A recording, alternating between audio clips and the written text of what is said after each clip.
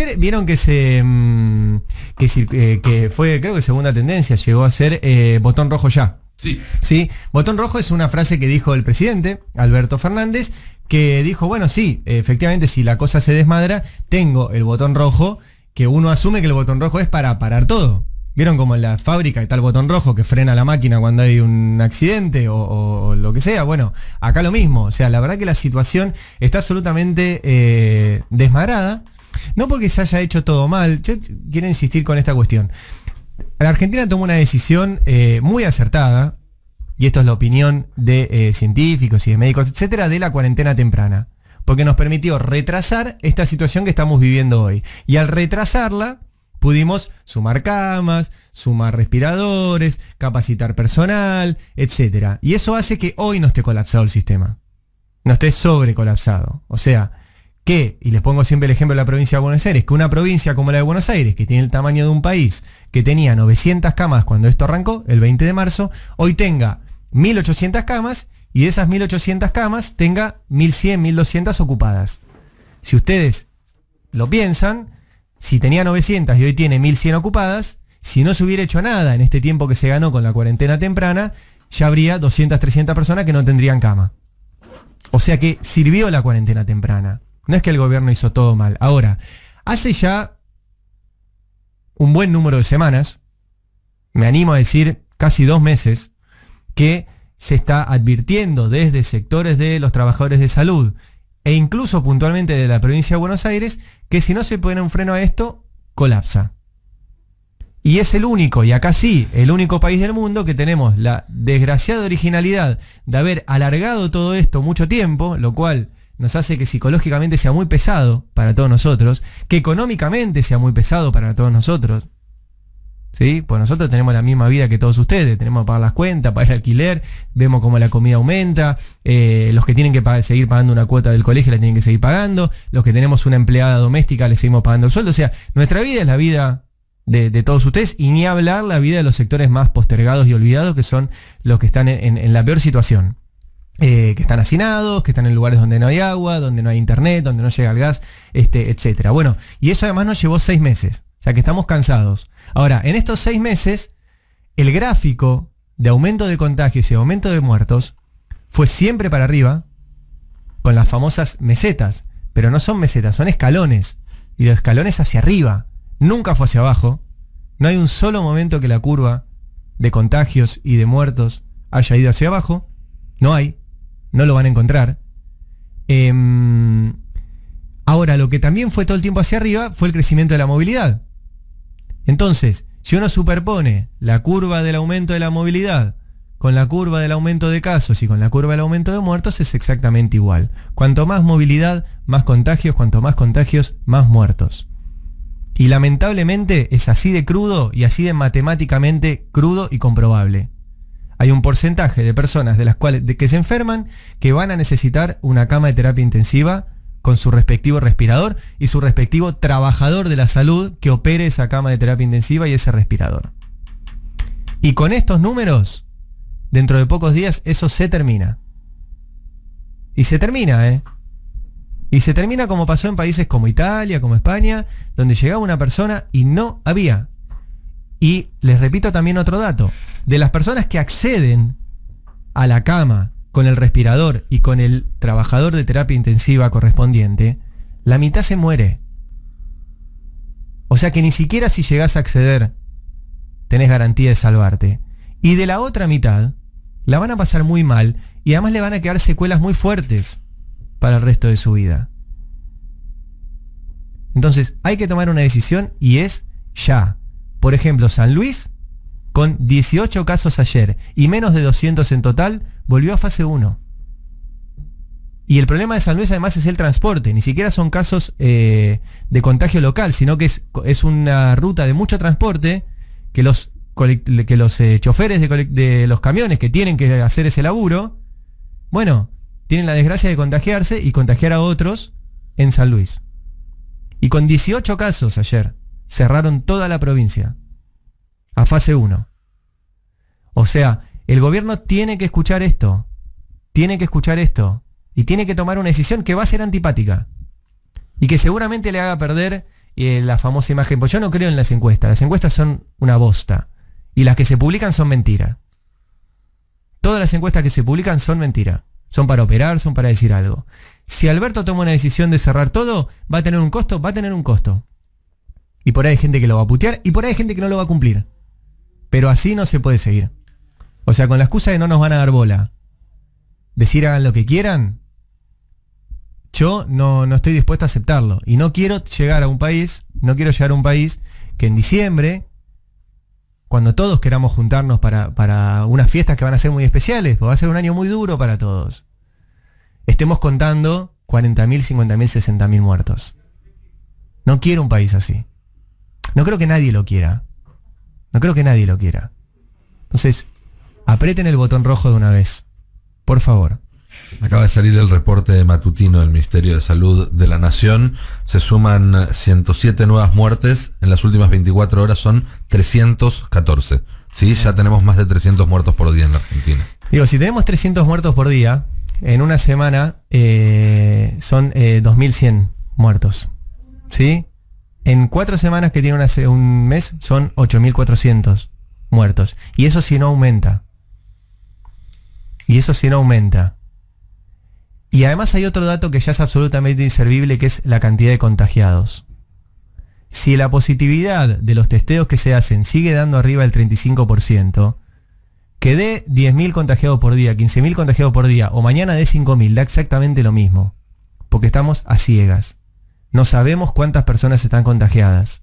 Y no sabemos cuántas personas están contagiadas si son asintomáticas, pero contagian igual.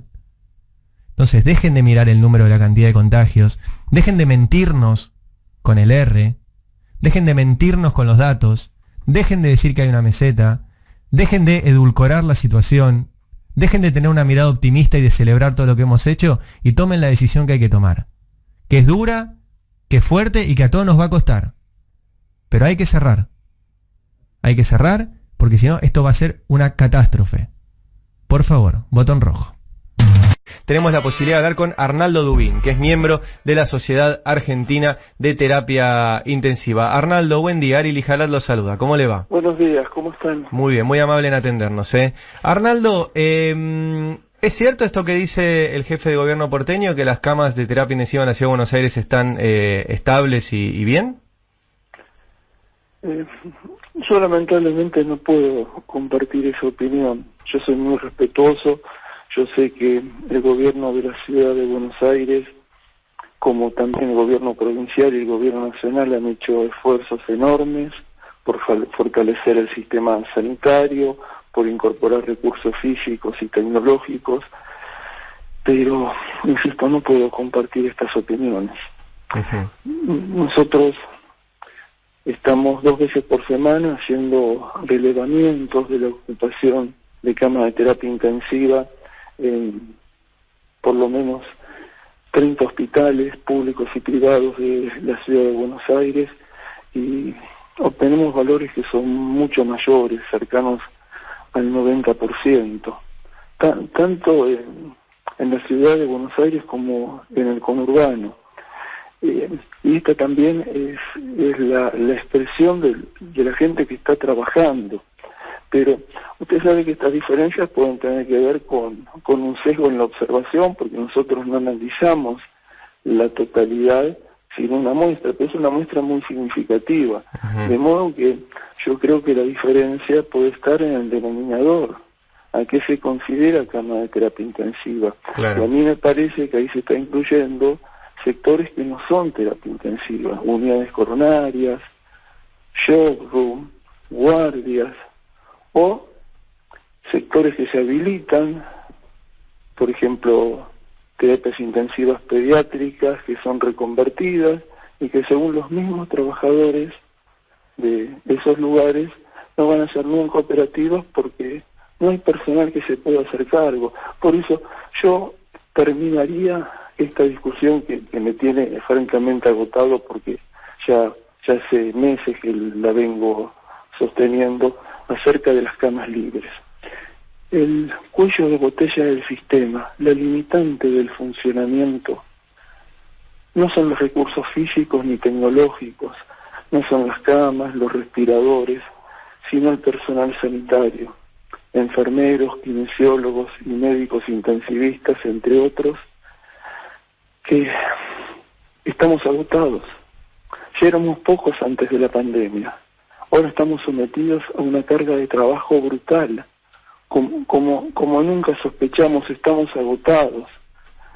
Yo creo que es muy alentador escuchar que van a dar vacaciones al personal de salud para que descanse.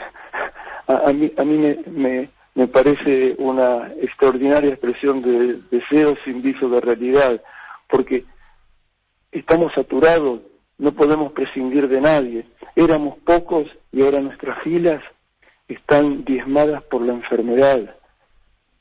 Estamos exhaustos física y anímicamente, proclives a cometer errores. Nuestro rendimiento ya no es el mismo de antes y de alguna forma la letalidad, que todavía sigue siendo baja, que fue extraordinariamente baja, y esto es el éxito inicial de la política de cuarentena, ahora está aumentando, y particularmente en Cava, según los números oficiales de la ciudad, está aumentando, está arriba de 2.4 cuando se partió de valores menores de 2, y esto puede tener que ver con un funcionamiento deficitario de la terapia intensiva, por lo menos es una hipótesis que habrá que descartar. Pero yo lo que le quiero transmitir, que el colapso del sistema no es el número de camas, y qué mejor expresión de esto que el desastre sanitario de Jujuy. Como el mismo gobernador Morales lo expresó, tienen camas, tienen respiradores, tienen tecnología, tienen espacio físico y carecen de intensivistas. Y el Ministerio de Salud de la Nación ha hecho, y esto me consta porque estoy involucrado, esfuerzos denodados por conseguir intensivistas a lo largo y ancho del país, y solamente pudo arrimarles un puñado para paliar la situación. Entonces me parece que hay que tener otro enfoque acerca de por qué el sistema se está agotando, por qué no hay respuesta.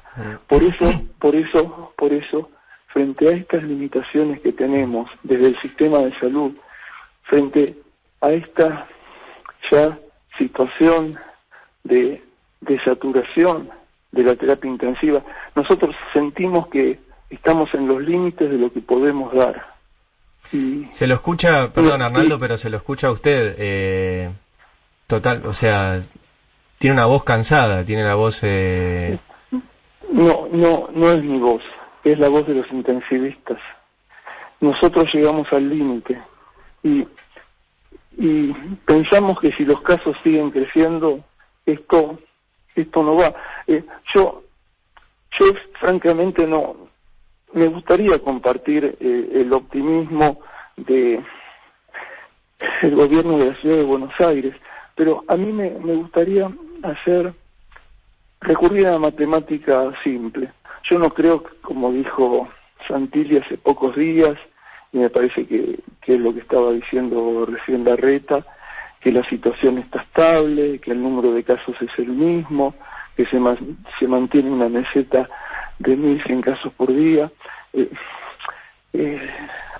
Puede ser que haya una meseta, esto no lo sabemos, la definición de meseta o pico va a ser retrospectiva, pero sí lo que categóricamente le puedo decir, que tenemos un promedio de casos diarios durante la última semana de casi 1.350 contagios.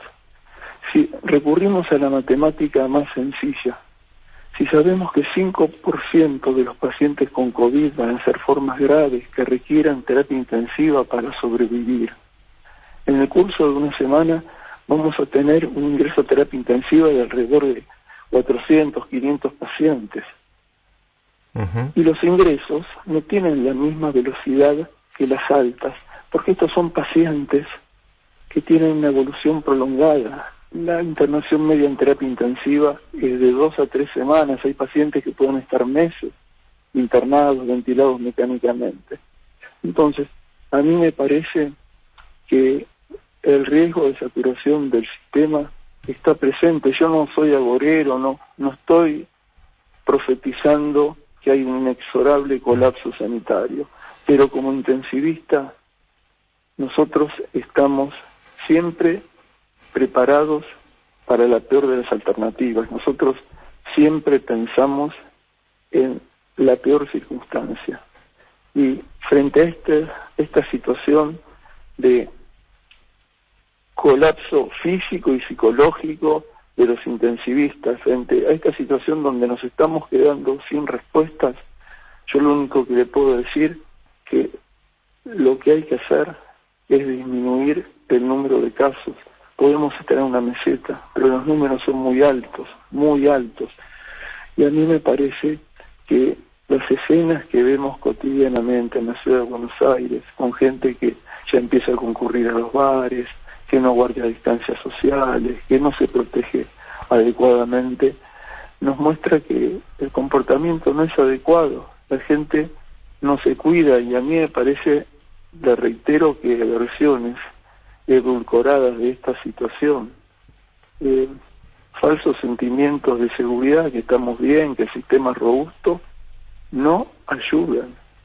Y nosotros pensamos que el último recurso que tenemos es cuidarnos.